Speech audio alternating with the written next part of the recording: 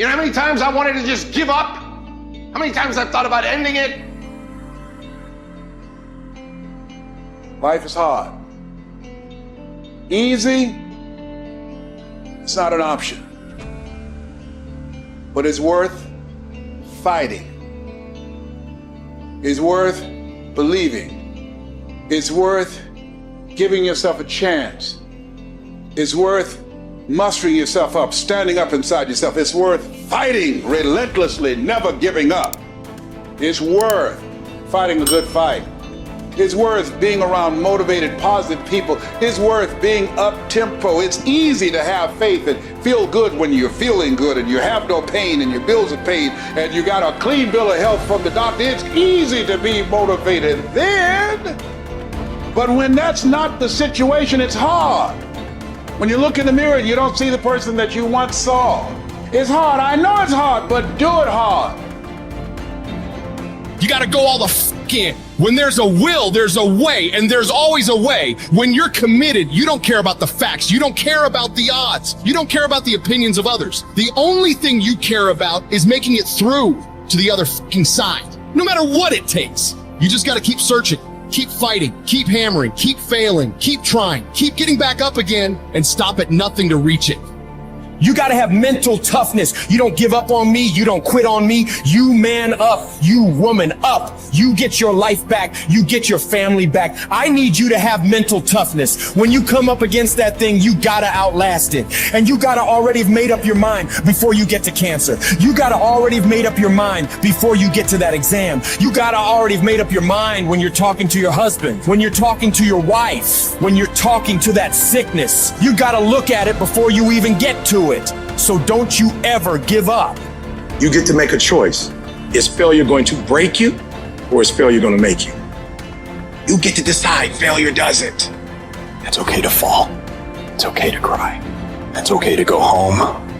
But quitting should never be an option.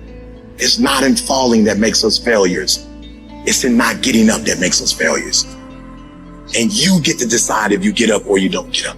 I can accept failure. Everyone fails at some point. I cannot accept not trying. I don't feel rejected. I tried. How do you feel rejected when you try? The person who didn't try should feel rejected. The person that didn't try should feel defeated. I tried. I don't feel rejected. I feel good about myself. I don't feel bad. I gave it 120%. You can't never feel bad when you put forth 120%. You can't let the outcomes make you feel whack. I'm not whack. I'm a warrior. I'm a problem solver. I'm not soft. I'm not weak. I don't quit. I don't give up. I don't surrender. I don't always win, but I always try.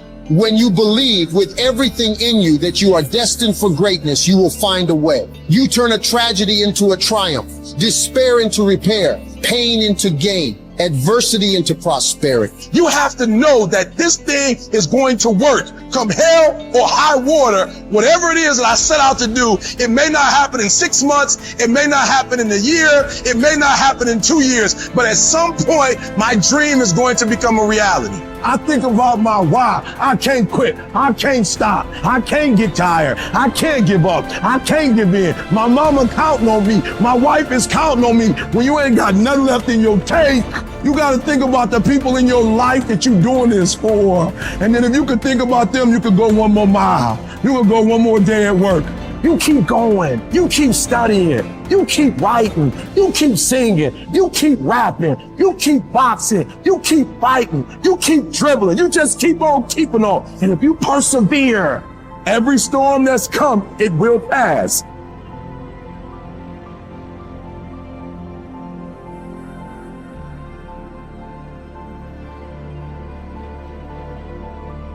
Do you know abundance is our birthright? Abundance is our birthright, and everywhere you look, you see abundance. Everywhere you look. There's an abundance of leaves on the trees. There's an abundance of snow in the ground. There's an abundance of water in the universe. There's an abundance everywhere you go, and you and I have the ability to create an abundance. Now you take nothing with you, you'll never own anything. You arrive with nothing, you're going to leave the same way. It's like somebody said, you come in with no hair and no teeth, no money, that's the way you leave. But while you're here, you can enjoy an abundant life. You can have all of whatever it is you want, but you have to earn it. Now, what would abundance be in your life? What would abundance be? To one person, it may be different than to another. But understand this, it all starts in our mind. Most people are letting what they have now control how they see themselves.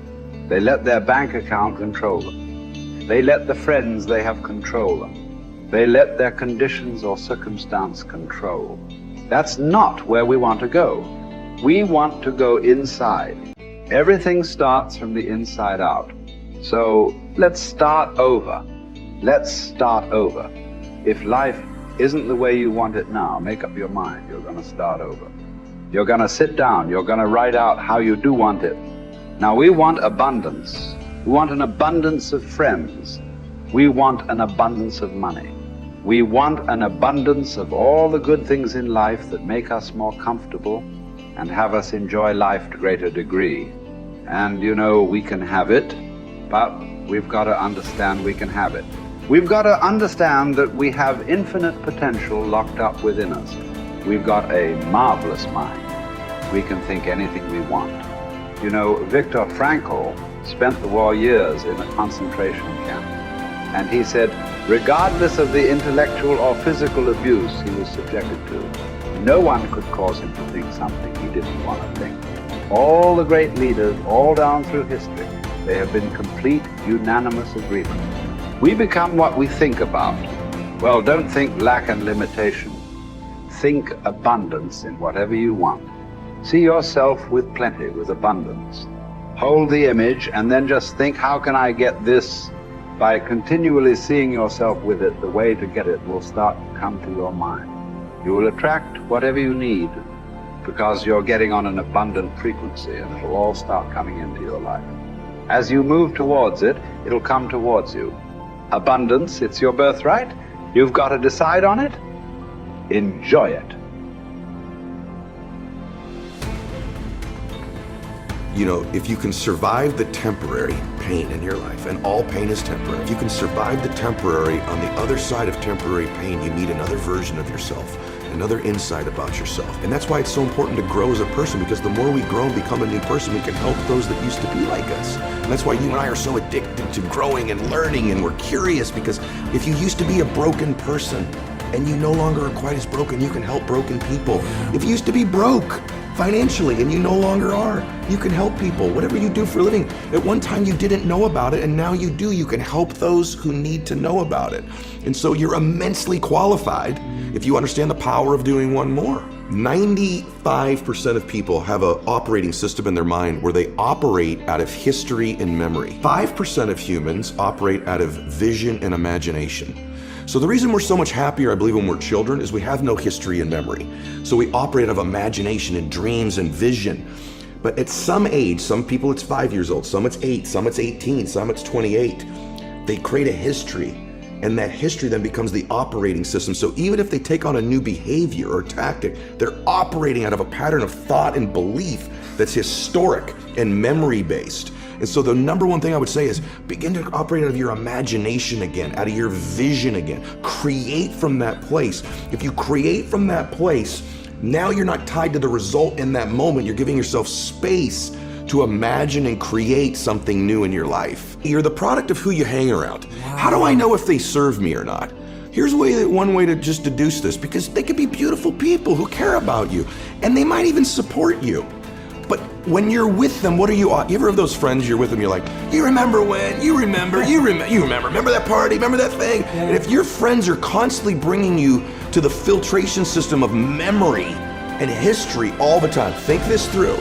How often are those friends saying, hey, what are you working on now? Where are you going? What's your vision? What do you want to create? And maybe that sounds hokey, but you and I have both our friends have the most amazing histories, and you can't get them to talk about them. No. You have to work, because what are they still doing? Yeah. They're talking about now and where they're going. Yeah. Their viewpoint in their life is being present and having a vision for the future. Yeah. A formula for misery, a formula for lack of creativity, lack of productivity is constantly being history and memory.